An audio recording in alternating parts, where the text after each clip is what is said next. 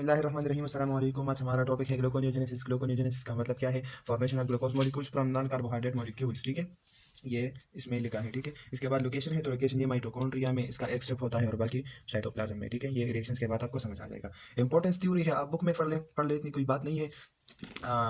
मतलब हमारे बॉडी के मुख्तलिफ ऑर्गन्स के लिए ब्रेन है हुआ, इसके अलावा जो है एनारोबिक कंडीशन में स्केलेटल मसल्स के लिए, इसके अलावा जितने भी मतलब बॉडी के कुछ ऑर्गन्स हैं जिसके लिए ग्लूकोज की सप्लाई लाजमी है। ठीक है, रेगुलर सप्लाई। तो अगर ग्लूकोज की रेगुलर सप्लाई ना हो या फास्टिंग कंडीशन हो तो फिर वहाँ पर ग्लूकोनियोजेनेसिस बहुत ही इंपॉर्टेंट है। ठीक है, इसके अलावा ग्लूकोनियोजेनेसिस के थ्रू मुख्तलिफ इन ये जो लेक्टेट ग्लिसरॉल वगैरह ब्लड में एक्मुलेट हो जाते हैं, ये ब्लड से रिमूव हो जाते हैं। और जो हमारे पास पेशेंट होते हैं, इंजरी होती है, किसी की इन्फेक्शन होता है, तो उनके लिए ग्लूकोनियोजेनेसिस इंतहाई इंपॉर्टेंट है क्योंकि इम्यून फंक्शंस को एनहांस करता है ग्लूकोज, और इसके अलावा ब्लड कोगुलेशंस को भी एनहांस करता है। ठीक है, रिएक्शंस की तरफ आते हैं। रिएक्शंस आपको मैं आपको बताता चलूँ कि ग्लूकोनियोजेनेसिस रिवर्सल है ग्लाइकोलिसिस का। ठीक है, ग्लाइकोलिसिस में 10 स्टेप होते हैं, उसमें जो है 3 स्टेप वो इरिवर्सिबल होते थे, जैसे step number 1, step number 3 and step number 10। तो हम जब रिवर्स में ग्लाइकोलिसिस करेंगे तो बाकी रिएक्शन जो रिवर्सिबल थे वो तो खुद ही रिवर्स हो जाएंगे, लेकिन ये जो 3 स्टेप्स है इनको रिवर्स करने के लिए ये अल्टरनेट पाथवे यूज़ करते हैं, ये अल्टरनेट एंजाइम यूज़ करते हैं। ठीक है, ये है ग्लिसरॉल, लेक्टेट, इलानिन वगैरह जो नॉन कार्बोहाइड्रेट है, पायरुवेट बनाते हैं। पायरुवेट साइटोप्लाज्म से माइटोकॉन्ड्रिया में एंटर होता है। पायरुवेट फिर ऑक्सिलोएसिटेट में कन्वर्ट हो जाता है। ये 3 कार्बन मॉलिक्यूल है पायरुवेट, और ऑक्सिलोएसिटेट 4 कार्बन मॉलिक्यूल। तो कार्बन डाइऑक्साइड यहाँ पर फिट होता है। ठीक है, इसकी फिक्सेशन होती है एटीपी की प्रेजेंस में। तो पायरुवेट से एक्सिलोएसिटेट बनता है। एक्सिलोएसिटेट ये एक्सिलोएसिटेट जो है ये सिट्रिक एसिड साइकिल से आता है। ये सिट्रिक एसिड साइकिल स्टार्ट है माइटोकॉन्ड्रिया में। ठीक है, तो वहाँ से एक्सिलोएसिटेट फिर मलेट में कन्वर्ट हो जाता है, मलेट फिर बाहर आता है। तो एक्सिलोएसिटेट की कन्वर्जन मलेट में सिर्फ इसलिए है कि एक्सिलोएसिटेट बाहर नहीं आ सकता माइटोकॉन्ड्रिया से, ये मलेट बनकर बाहर आता है। ठीक है, मलेट डिहाइड्रोजनेस के थ्रू ये स्टेप होता है, एनएडीएच इसमें यूटिलाइज होती है। ठीक है, मलेट बाहर आ जाता है तो फिर मलेट वापस एक्सिलोएसिटेट में कन्वर्ट हो जाता है थ्रू मलेट डिहाइड्रोजनेस, और ये जो एनएडीएच यहाँ पर यूटिलाइज हुई थी ये रिजेनरेट हो गई। ठीक है, एक्सिलोएसिटेट फिर फास्फोइनोल पायरुवेट में कन्वर्ट होता है in the presence of ITP यानी आइनोसिन ट्राइफॉस्फेट या जीटीपी गोनोसिन ट्राइफॉस्फेट। एटीपी यहाँ पर यूटिलाइज नहीं होती। ठीक है, ये फास्फोइनोल पायरुवेट कार्बोक्सिलेज के थ्रू ये स्टेप होता है और यहाँ से कार्बन डाइऑक्साइड रिलीज होता है ताकि ये जो 4 कार्बन मॉलिक्यूल है ये फिर से 3 कार्बन मॉलिक्यूल बन जाए। तो नॉर्मली पायरुवेट काइनेज स्टेप को करता था कि एटीपी प्रोड्यूस होती थी, अब ये काम नहीं करेगा। ठीक है, रिवर्स स्टेट में ये दो तीन स्टेप होंगे।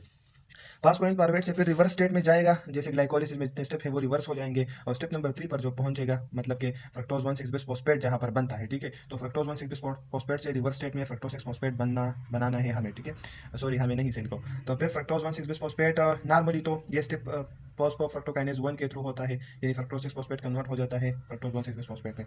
लेकिन यहाँ पर ये एंजाइम काम नहीं करेगा। ठीक है, रिवर्स स्टेट में ये इरिवर्सिबल स्टेप था, यहाँ पर एक एटीपी भी यूटिलाइज हुई थी, अब ये काम नहीं करेगा। अब क्या होगा, फ्रक्टोज 1 6 बिस फॉस्फेटेज ये स्टेप को रिवर्स कर लेगा। ठीक है, और क्या बनाएगा, फ्रक्टोज 1 6 बिस फॉस्फेट से एक फॉस्फेट को रिमूव करेगा, फ्रक्टोज 6 फॉस्फेट बनेगा। फिर फ्रक्टोज 6 फॉस्फेट से ग्लूकोज 6 फॉस्फेट ये डायरेक्टली हो जाएगा, ये रिवर्सिबल स्टेप था ग्लाइकोलिसिस में। और फिर जो पहला नंबर स्टेप था ग्लाइकोलिसिस में, ग्लूकोज 6 फॉस्फेट से ग्लूकोज बनेगा। ठीक है, अब तो ये स्टेप भी इरिवर्सिबल था, ये हेक्सोकाइनेज या ग्लूकोकाइनेज के थ्रू होता था कि ग्लूकोज से ग्लूकोज 6 फॉस्फेट बनता था। ठीक है, अब ग्लूकोज 6 फॉस्फेटेज के जरिए ग्लूकोज 6 फॉस्फेट से ग्लूकोज बनेगा। तो एट द लास्ट हमें नॉन कार्बोहाइड्रेट मॉलिक्यूल से एक ग्लूकोज हमें प्रोड्यूस हो गया। अब बात आती है कि ये जो हमें तो एनर्जी चाहिए ना। ठीक है, तो अगर पायरुवेट प्रोड्यूस हो गया तो ये तो पीडीएस कॉम्प्लेक्स में जा सकता था ताकि फिर ये टीसीए साइकिल में जाए, फिर ट्रांसपोर्ट चेन में, और ये हमें एनर्जी दे दे। तो ये ग्लूकोज तक ही क्यों आता है, तो इसकी जो वजह है वो ये है कि जो ग्लूकोनियोजेनेसिस है ये लिवर में होता है, और लिवर में हमारे पास बहुत सारे ग्लूकोज मॉलिक्यूल प्रोड्यूस हो जाते हैं, और फिर वो glucose molecule through blood tissue तक जाते हैं, मुख्तलिफ टिश्यू तक, ऑर्गन्स तक, और वहाँ पर इसकी ग्लूकोज की ग्लाइकोलिसिस होती है और सारा प्रोसेस होकर एटीपी प्रोड्यूस होता है। तो यही आंसर है इसका कि ये ग्लूकोनियोजेनेसिस सिर्फ लिवर में होता है। ठीक है, और up to some extent kidney में भी होता है, लेकिन इसके अलावा किसी जगह नहीं होता। ठीक है, तो ग्लूकोनियोजेनेसिस का मकसद होता है कि हमें ज़रूरत के वक्त ग्लूकोज प्रोड्यूस कर सके ताकि वो ब्लड के थ्रू जाए और टिश्यू तक, और फिर एनर्जी प्रोवाइड करे। तो ये रिएक्शंस है यहाँ तक। रिएक्शंस के बाद आता है ग्लूकोनियोजेनेसिस कंज्यूम्स एनर्जी, यानी कितनी एनर्जी। नॉर्मली हमें ग्लूकोज जितनी एनर्जी देगा नॉर्मल ग्लूकोज, तो जब जो ग्लूकोज ग्लूकोनियोजेनेसिस के थ्रू बनेगा वो हमें कम एनर्जी देगा क्योंकि यहाँ पर एटीपी की कंजम्पशन ज़्यादा होती है। ठीक है, हमें आप देख सकते हैं कि यहाँ पर सॉरी ये था, यहाँ पर एक एटीपी यूटिलाइज हो गई, फिर यहाँ पर जीटीपी यूटिलाइज हो गई, तो इसकी वजह से हमें कम जो है वो प्रोड्यूस होता है। ठीक है, अब इसके बाद जो है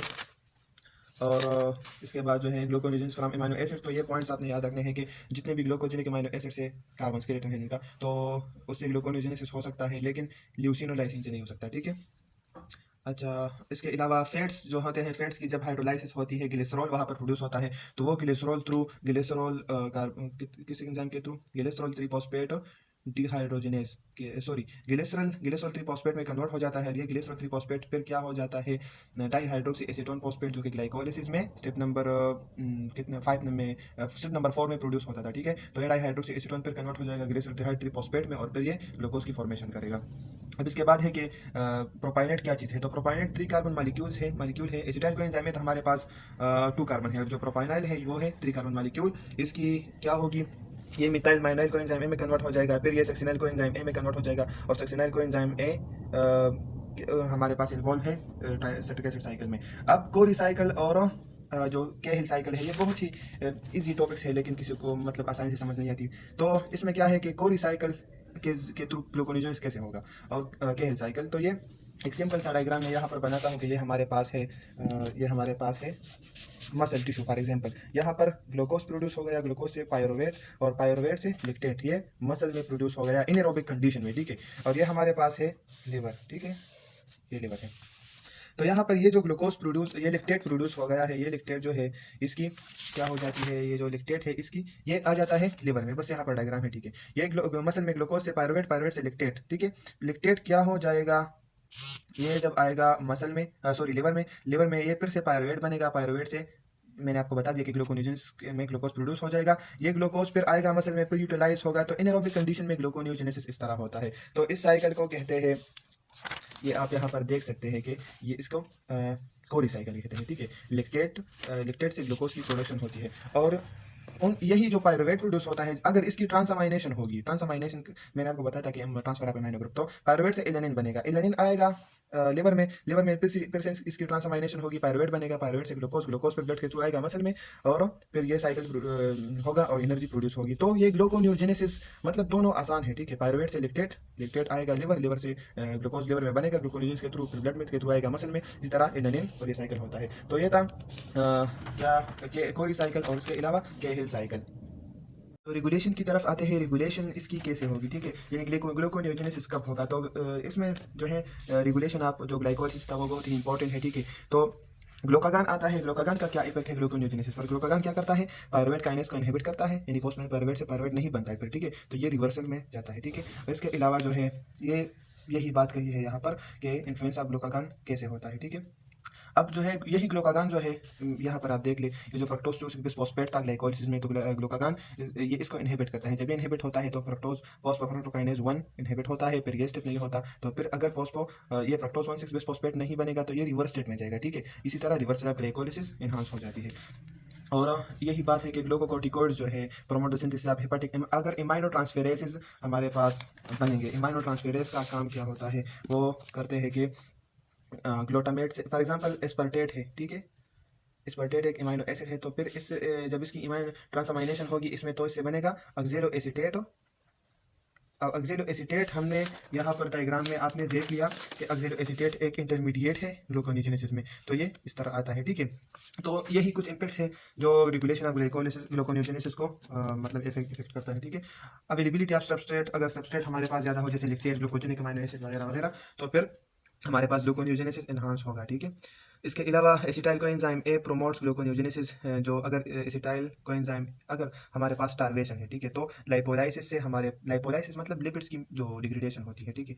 तो लाइपोलाइसिस के थ्रू हमें एसिटाइल कोएंजाइम ए मिलता है, ठीक है। वो एसिटाइल कोएंजाइम ए लिवर में जाता है, लिवर में वहाँ ग्लूकोज प्रोड्यूस होता है और फिर वो लिवर में ग्लूकोज थ्रू ग्लूकोनियोजेनेसिस प्रोड्यूस होती है, ठीक है। अब अल्कोहल कैसे इनहिबिट करता है ग्लूकोनियोजेनेसिस को। तो अल्कोहल में इथेनॉल होता है, इथेनॉल जो है वो एनएडी के साथ कंबाइन होता है, यानी in the presence of NAD, तो एसिटिल्डिहाइड और एनएडीएच बनाता है। जब एनएडीएच बहुत ज़्यादा बनेंगे तो जो इंटरमीडिएट्स है पायरुवेट या ऑक्सैलो एसीटेट ग्लूकोनियोजेनेसिस के लिए, तो अगर एनएडीएच प्रेजेंट है तो ये इनका क्या काम है कि वो ये रिवर्स मेजर ग्लूकोज बनाएगा। तो ये तो आगे जाए ना, हर शख्स आगे जाना चाहता है, तो पायरुवेट और ऑक्सैलो एसीटेट भी आगे जाना चाहते हैं, ठीक है। ये वापस ग्लूकोज नहीं बनना चाहते। जब अगर एनएडीएच ना हो तो ये फिर मान जाते हैं कि ठीक है चलो ग्लूकोज बन जाते हैं, लेकिन अगर एनएडीएच हो तो ये आगे से पायरुवेट से लैक्टेट बनेगा एनारोबिक स्टेट में, और ऑक्सैलो एसीटेट से मलेट बनेगा, ठीक है। तो इसी तरह क्या होता है, इंटरमीडिएट जो है ग्लूकोनियोजेनेसिस के लिए वो कम हो जाते हैं। अब जो फैट्स है, नॉर्मली लोग मतलब समझते हैं लोग के फैट से तो ग्लूकोज नहीं बन सकता, लेकिन बनता है।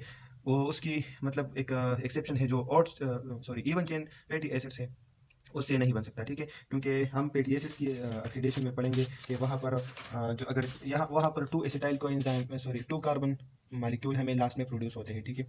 और वो 2 कार्बन मालिक्यूल अगर इवन हो तो फिर हमें सारे 2 कार्बन मालिक्यूल प्रोड्यूस होते हैं, ठीक है।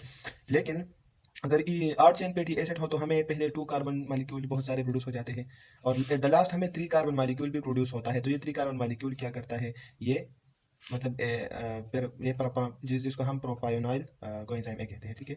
तो ये वही है प्रोपायोनाइल कोएंजाइम ए जो कि सेक्सटाइल कोएंजाइम ए पर बनाता है और फिर ग्लूकोनियोजेनेसिस करता है। तो ये हो गया ग्लूकोनियोजेनेसिस का पोर्शन। आप बुक में थ्योरी पढ़ लें, जो भी क्वेश्चन हो आप कमेंट सेक्शन में पूछ सकते हैं। और नेक्स्ट वीडियो में हम ग्लाइकोजन की सिंथेसिस और उसकी जो ग्लाइकोजनोलाइसिस है उसकी स्प्लिटिंग है तो वो हम पढ़ेंगे, ठीक है। तो अभी के लिए शुक्रिया, थैंक यू। ये जो वीडियोज़ है ये अपने दोस्तों के साथ शेयर करें। अगर आपका कोई भी क्वेश्चन हो तो आप पूछ सकते हैं कमेंट सेक्शन में। शुक्रिया।